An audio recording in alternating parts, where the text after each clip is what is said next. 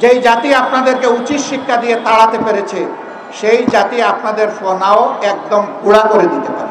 আমরা প্রিয় দেশের স্বাধীনতা, সার্বভৌমত্ব কোনো আগ্রাসী, কোনো হেজিমনিস্টদের কাছে আমরা বিক্রি করব না, করতে দেব না ইনশাআল্লাহ।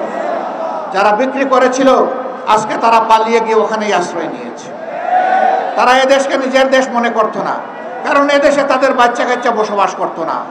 তাদের বাচ্চা কাচ্চাকে নীরবে অন্য দেশে পাঠিয়ে দিয়ে এই দেশকে তারা সন্ত্রাস কবলিত করে ত্রাসের মাধ্যমে এই দেশকে তারা শোষণ করেছিল। তারা মূলত প্রতিশোধ নিতে এসেছিল। আপনারা জানেন কিসের প্রতিশোধ?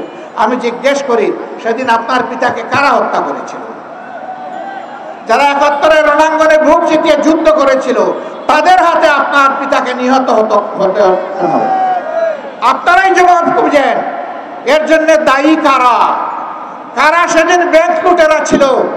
কারা সেদিন নব্য সৃষ্টি হওয়া বাংলাদেশকে তলাবিহীন জুড়িতে পরিণত করেছিল? কাদের নেতা বলেছিল ডাইনে যাদের দিকে তাকাই তারাও চোর, বামে যাদের দিকে তাকাই ওরাও চোর, সামনে যাদের দিকে তাকাই ওরাও চোর, পেছনে যাদের দিকে তাকাই ওরাও চোর? কাদের নেতা বলেছিলেন? কাদেরকে বলেছিলেন উদ্দেশ্য করে? সেই জবাব আজকে তাদেরকে খুঁজতে হবে। কাজেই প্রতিশোধ জনগণের উপর নয়, প্রতিশোধ নেন আপনাদের অপকর্ম সংগঠনকারীদের উপর।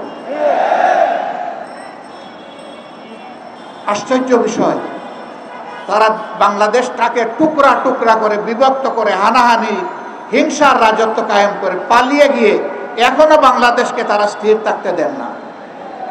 তারা মাঝে মধ্যে ফোনা তুলে ফুসফাস করার চেষ্টা করেন। যেই জাতি আপনাদেরকে উচিত শিক্ষা দিয়ে তাড়াতে পেরেছে, সেই জাতি আপনাদের ফোনাও একদম গুঁড়া করে দিতে পারে। এটা মনে রাখবেন। এই দেশে যোদ্ধা 2 লাখ 4 লাখ নয়, এই দেশে যোদ্ধা মিনিমাম 10 কোটি। এই 10 কোটি যোদ্ধার 20 কোটি হাত সদা প্রস্তুত যে কোনো ষড়যন্ত্র রুখে দেওয়ার জন্য। আমরা আল্লাহ তাআলার সাহায্য চাই, আমরা যেন অন্যায় এবং অসত্যের বিরুদ্ধে আপোষহীন লড়াই করতে পারি। প্রিয় দেশবাসী, আসুন আমরা আরেকবার অঙ্গীকার করি আজকের এই বিজয় দিবসে আমরা অবশ্যই দেশকে ভালোবাসবো। আমরা কারো তাবেদার বানাতে এই দেশকে দেব না, এবং কেউ তাবেদারি করতে আসলে তাকেও আমরা ছাড় দেব না। এই অঙ্গীকারে আজকের এই বিজয় দিবস উদযাপিত হোক।